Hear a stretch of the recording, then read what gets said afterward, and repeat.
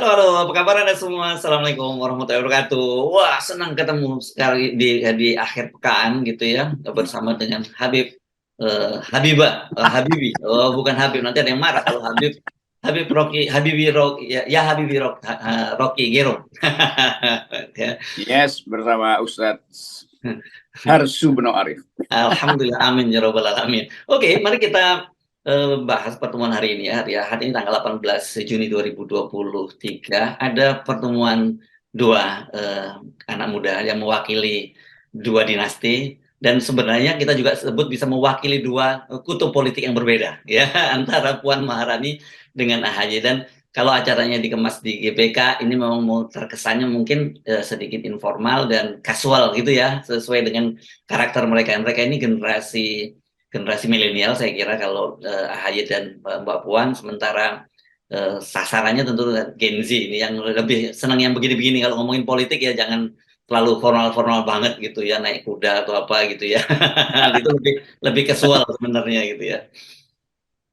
Iya, itu mungkin kita bikin pepatah, bila orang tua berselisih, Mhm. biarlah anak-anak berdamai, kira-kira begitu. Yes, ya ya. Tetapi kita tahu bahwa ada kesulitan memang, karena SBY orang yang konsisten di dalam menuntun demokrasi dan berupaya untuk memberi sinyal supaya pemilu itu adil dan jujur tuh. Sementara Ibu Mega tentu agak sulit untuk berdamai dengan SBY karena problem lama yang kita tahu di belakang sejarah kita tuh.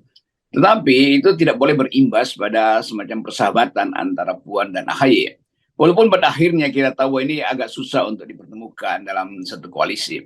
Karena Demokrat sudah memilih Anies Baswedan, sementara Demokrat memilih Anies Baswedan hanya soal kecil wakil presidennya siapa. Tapi saya kira itu mudah untuk mereka putuskan, terutama antara Demokrat dan PKS. Tinggal Nasdem yang sebetulnya berdebar-debar tuh menunggu siapa wakil presiden yang bisa dia sepakati itu. Nah, sementara di kubu Puan itu ada kesulitan karena kimia antara Puan dan Ganjar juga tidak utuh tuh. Kimia antara Ganjar dan faksi-faksi dalam PDIP tidak utuh. Jadi ini akan jadi pertemuan di antara partai yang sudah fix, yaitu Demokrat, tentang presiden dan wakil presiden. Sementara PDIP belum sama sekali fix tuh. Karena ada kegelisahan apakah Ganjar bisa mengangkat elektabilitas partai itu, sementara elektabilitas dia sendiri itu tidak bergerak tuh. Dan AHY tentu diminta supaya dikasih sinyal bahwa ya nggak ada permusuhan lah antara Demokrat dan PDIP. Tapi itu kan satu semacam sugar cover aja, semacam apa namanya, gula-gula untuk memperlihatkan pada publik bahwa tidak ada ketegangan yang bisa membatalkan pencalonan Ganjar. Kira-kira itu latarnya semacam itu. Kira-kira saya melihat potensi pertemuan itu bagus sebagai tanda ada persahabatan, tetapi politik itu seringkali ada yang udah final itu. Jadi Anda lihat bahwa ini peluang justru ya, yang mendebarkan itu sekarang justru kubu Ganjar gitu ya, bukan ini tentu saja jadi ironi kan, karena sejak awal kan PDIP ini menjadi partai yang paling pede karena dia merasa bahwa dia satu-satunya partai yang bisa melampaui atau memenuhi syarat presidensial threshold gitu ya.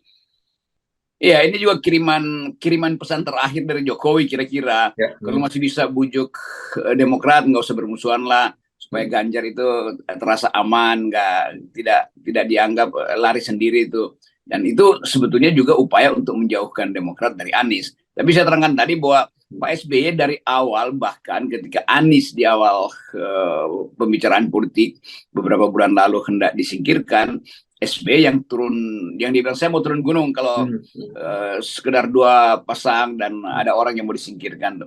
Jadi SBY adalah semacam simbol pertama pelindung Anies. Jadi itu kesulitannya di situ tuh. Lain kalau SBY baru datang di belakang, bahkan SBY lebih dulu dari Nasdem. Nasdem kemudian secara resmi memang mencalonkan Anies. Tetapi kalkulasi SBY kan adalah Anies dipasangkan dengan AHY, itu dari awal udah jadi semacam rumus bagi Demokrat. Nah, tukar tambah yang belakangan seolah-olah belum selesai antara koalisi perubahan ini, itu menunjukkan bahwa masing-masing pihak masih ingin nego, tapi bukan nego untuk membatalkan Anies gitu kok, nggak Ya, ya, mungkin. ya, Nah, ya, ya. sementara PDIP masih ragu tuh. Kan sebetulnya Ibu Mega berpikir ulang, kenapa waktu dia ucapkan Kartono ini bukan Kartini, maksudnya Ganjar bukan Puan, itu Ya. tidak berhasil untuk menggemparkan Republik. Kan deklarasi Ganjar sampai sekarang kan tidak menggemparkan apa-apa tuh. Jadi Ibu Mega juga berpikir mungkin ilmu terakhir Ibu Mega adalah berdamai dengan SBY itu. Tapi lagi-lagi itu boleh dicoba, tetapi menurut prediksi saya itu sulit terwujud. Ya, memang agak sulit sulit dipahami ketika akhirnya Ibu Megawati memilih Ganjar Pranowo yang maju menjadi capres bukannya Puan Maharani gitu, dan kita bisa menduga keras ya ini kenapa itu terjadi ya karena tentu saja gempuran dari lembaga survei gitu, dan kemudian yang mereka yakini bahwa memang Ganjar itu seperti itu elektabilitasnya, walaupun kita belakangan mereka nyadari bahwa elektabilitas itu semu. Dan mengapa bukankah Ibu Megawati dalam soal-soal begini kita sejak awal dulu meyakini, saya kira mungkin nggak terulang lagi peristiwa pada tahun Pilpres 2014 kan, ketika Ibu Megawati berhasil digerilya oleh lembaga survei dan para opini publik.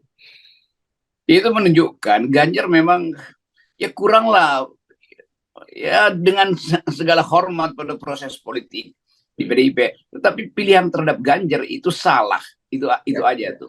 Salah karena diambil dari Jokowi. Sebetulnya biarin aja kan Ganjar diasuh oleh Jokowi, lalu Ibu Mega mengatakan kami mendukung apa yang dipilihkan oleh Pak Jokowi. Itu lebih enak tuh. Jadi Jokowi merasa oke, Ganjar kami serahkan, saya serahkan pada PDIP itu. Bukan dengan merampas, itu masalahnya begitu. Etikanya kan nggak terjadi. Nah itu juga menyulitkan orang melihat nih Ganjar ini hasil rampasan atau dia memang bermutu untuk mendampingi, untuk didampingi oleh siapapun. Ya. Kalau misalnya Ganjar masih di wilayah asuhan Jokowi dan pada waktu itu PDIP mengusulkan pertemuan antara Ganjar dan AHY, ya mungkin SBY berubah pikiran tuh. Tetapi ini SBY tahu bahwa Ganjar diasuh oleh Megawati dan Megawati dari awal itu kurang bagus relasinya dengan SBY, dan karena itu SBY merasa bahwa kalau sekarang AHY mau diundang ke Megawati, ya kenapa nggak Ganjar yang undang AHY aja? Kenapa mesti bertemu dengan Puan dulu? Kan bagian-bagian ini juga menunjukkan bahwa ada keraguan-keraguan dari PDIP. Bilang aja bahwa Ganjar maunya AHY, sehingga AHY diperebutkan antara Anies dan Ganjar misalnya. Itu lebih masuk akal untuk kita tonton sebagai persaingan politik. Kalau sekarang ini bukan persaingan politik, seolah-olah PDIP menyadari kesalahannya di masa lalu mau berbaik-baik dengan Partai Demokrat. Tapi SBY kan bukan satu-satunya yang menentukan arah Demokrat. Di dalam partai itu banyak aktivis atau kader yang pintar yang juga menganggap bahwa ini apa-apaan sih PDIP. Bukannya kemarin itu maki-maki atau sini-sini Partai Demokrat. Jadi kira-kira itu. Orang masih tahu Hasto bilang nggak mungkin lah PDIP itu bekerja sama dengan Demokrat. Jadi selalu ada yang tidak konsisten di dalam politik internal PDIP. Ya, ya. Nah, dan saya kira begini ya, peluang Ganjar itu semakin berat karena Ibu Megawati kan sejak awal menyatakan bahwa ini adalah petugas partai, begitu ya, dan kemudian muncul bocoran-bocoran yang kendati dibantah gitu, yang menyatakan bahwa nanti kabinet yang akan menentukan Ibu Megawati. Dan kemudian juga yang jelas pada publik muncul bahwa yang menentukan calon wakil presiden adalah Ibu Megawati. Saya kira ini akan semakin tidak menarik dong partai-partai yang besar, misalnya katakanlah seperti Golkar atau bahkan juga PKB gitu. Terus jadi apa dong kalau gitu peran kita di situ gitu? Ya hanya partai-partai seperti P3 yang saya kira memang tidak punya posisi tawar yang tertarik kemudian bergabung ke sana. Ya mungkin nanti pertemuan dengan AHY dalam upaya untuk memberantas imaji negatif itu. Bahwa sangat dipikirkan bahwa oke, AHY ada di lingkungan PDIP, maka Ibu Mega akan berbagi kabinet dengan Demokrat. Tapi itu susah untuk dimengerti, itu yang saya maksud tuh. Tapi sebetulnya yang lebih susah lagi adalah mengerti bahwa Ganjar itu betul-betul calon presiden sesungguhnya dari PDIP. Kan sangat mungkin juga diajukan semacam hipotesis bahwa ya Ibu Mega mau ganti Ganjar dengan Puan, tapi kalau didukung oleh AHY, hal yang mungkin lebih masuk akal karena generasi muda langsung melihat ini dua pasangan yang muda itu yang punya perspektif. Tapi sekali lagi kalkulasi ini kan kalkulasi yang terlambat karena ujung dari politik Demokrat adalah memastikan AHY berpasangan dengan Anies Baswedan. Itu udah semacam rumus fisika dasar dari Demokrat tuh. Sementara Ganjar nggak punya rumus, karena itu dia siksa. Ganjar masih menunggu rahmat politik dari Jokowi, menunggu siapa yang akan disodorkan Jokowi sebagai calon, pasti akan dipaksa Sandiaga untuk terus berupaya masuk ke PDIP. Itu juga kacau tuh cara berpikir itu. Karena merasa bahwa kehadiran Presiden Jokowi masih akan memastikan atau akan memberi kepastian bahwa Ganjar itu akan naik elektabilitasnya. Udah 2 bulan itu, sejak bulan April itu elektabilitas Ganjar nggak naik-naik. Itu artinya Jokowi tidak dengan senang hati memberi sepenuhnya restu pada PDIP. Ya Pak Jokowi basa-basi aja tuh. Karena Pak Jokowi juga tahu kalau dia beri sinyal terlalu besar pada PDIP, nah presiden yang lain kalau dia potensi menang, Prabowo misalnya menganggap, loh saya dicurangi tiga kali atau 13 kali dong. Dan itu juga yang akan menentukan siapa yang akan melindungi Jokowi di kemudian hari. Jadi Ibu Mega resah karena Ganjar nggak naik-naik. Jokowi juga resah kalau dia terlalu berpihak pada Ganjar. Satu waktu Ganjar kalah, dia tidak dapat proteksi politik dari calon yang lain. Entah dari Anies atau entah dari Prabowo, apalagi. Ya.